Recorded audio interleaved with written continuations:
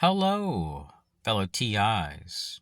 In the Bible, in the book of Colossians, chapter 2, verse 8, it warns us to beware lest any man spoil you through philosophy and vain deceit, after the traditions of men, after the rudiments of the world, and not after Christ. This verse calls us to righteousness and warns against the perils of worldly deception, which can ensnare us. Gang stalking, with its roots in deception, manipulation, and surveillance, stands in stark contrast to the teachings of Christ. It seeks to control, isolate, and harm, driven by fear rather than love. This behavior is not of God, but of the world, and we must reject it. This is what the FBI did to Ernest Hemingway. This is what the CIA has done to people. This is what fusion centers and DHS at one time did through liberal groups and liberal administrations. As Christians, we are called to a higher standard to uphold truth, justice, and love. Let us not forget the message of Christ, who teaches us to love our neighbors, to seek justice, and to walk humbly with our God.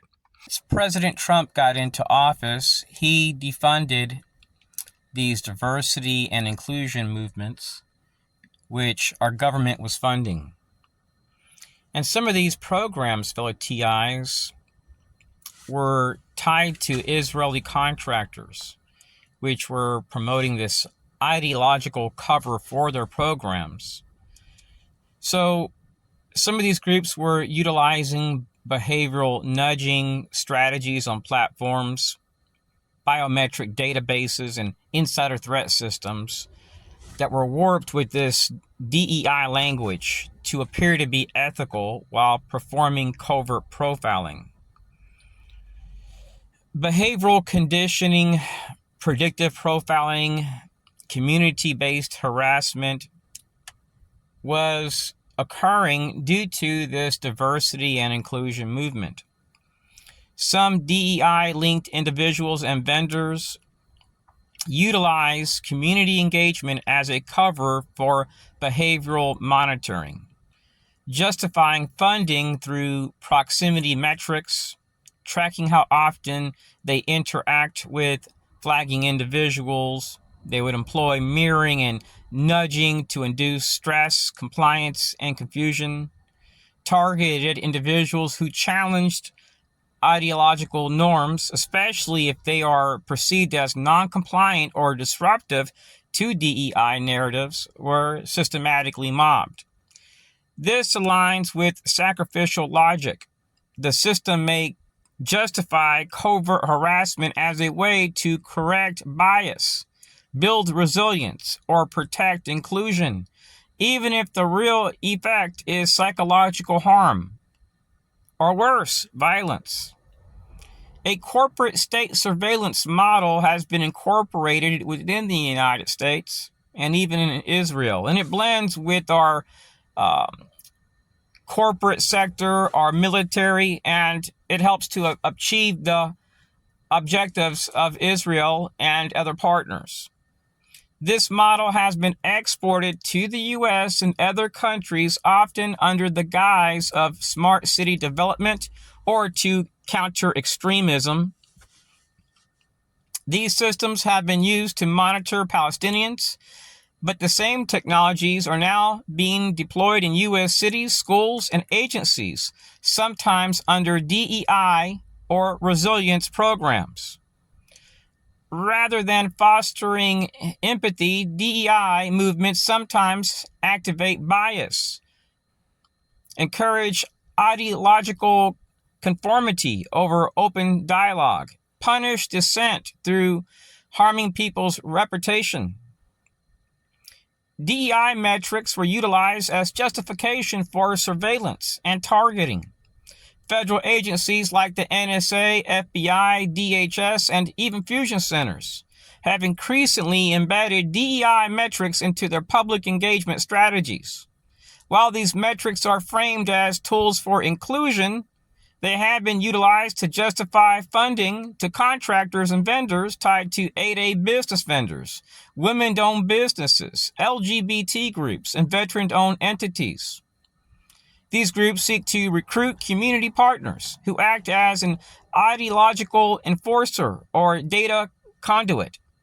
They will flag individuals who resist DEI narratives as potential threats to get more funding. This creates a feedback loop. DEI metrics are used to validate surveillance programs, which then require ongoing behavioral data analysis, sometimes obtained through harassment or psychologically pushing the target by nudging them, systematically harassing them as they enter and exit their homes, go for a bike ride, eat at a restaurant, buy food, buy groceries. It may mimic you and harass you. Fusion centers, according to the Brennan Center, have targeted minorities, communities of people of color under the false guises of counterterrorism, sharing intelligence with private companies. This opens the door for corporate sector partners, especially those benefiting from DEI-linked contracts, to participate in or benefit from targeted harassment, especially if it sustains funding or deflects scrutiny. And there are agreements with law enforcement which give these people immunity. Many of these perpetrators are into this very self-sacrificial movement based on harassment and confrontations. Targeted individuals may be covertly harassed or isolated to provoke a reaction. That reaction is then used to justify further surveillance or funding, especially under community engagement or public safety programs. This mirrors false flag logic and creates a problem. It blames the target and uses the fallout to expand control. If DEI-linked vendors or ideological partners are involved, this provides an incentive to sustain tension, not resolve it, because their funding depends on demonstrating engagement or resilience. Women-owned businesses, veteran-owned businesses, Israeli contractors, 8A business vendors, all these groups prioritize federal DEI contracting to be sustained. This doesn't mean these individuals in these groups are bad or complicit in gang stalking completely, but it points out that institutional roles tied to DEI funding are weaponized at times for covert operations. This system uses gang stalking and reflects sacrificial logic. Harm is justified in the name of inclusion. Surveillance is disguised as engagement. Funding is sustained through psychological manipulation to sustain movements under the completely false guises of equality. It enriches others while oppressing the oppressed. Veterans were included in this movement alongside women. So, agencies were asked to review contracts that may have obscured DEIA intent, suggesting that some programs used these designations as an ideological cover. The Department of Defense and other agencies were required to report all DEIA-related contracts, including those awarded to the SDV, OSB, and WOSB vendors. These metrics were used to justify surveillance, behavioral nudging, and reputation control, especially when tied to community engagement or resilience programs. The FBI's field intelligence groups work closely with fusion centers to prioritize threats and trends. These assessments can include ideological affiliations, social media behavior, and community sentiment. Excuse me. Sometimes under DEI or resilience umbrellas. Then we have groups like the SPLC and ADL, which conduct operations which overlap with the FBI and other groups. DEI metrics were used to justify surveillance of individuals who challenge ideological norms. It helps to sustain funding through behavioral engagement scores and enable repetition control via ideological classification. While Turning Point USA is not a legislative body, its activism, praise the Lord, helped to amplify public opposition to DEI programs, especially in universities and in public institutions. Executive Order 14151 helped, actually didn't help, it ended federal DEI mandates and funding. So we have to thank Turning Point USA as being one of the contributors to helping to dismantle this demonic and evil program. Now, I'm Puerto Rican. If anybody should support DEI, it should be me. Now, I like to see women doing good. It makes me happy to see minorities prospering in life. But if I see that you're prospering in life by committing crimes and getting an MOU or what do you call this? It's like a mutual aid agreement, and you're utilizing that to profit, and you're harassing my family buying the same groceries as me every time I go shopping, and every week you're harassing me. Now that goes beyond nudging. Now you're promoting violence. Because if I was to do that to your family every week and use somebody else to do it, then it becomes obvious that what you're doing is promoting violence. You're inciting violence and then utilizing non-disclosure agreements to conceal it.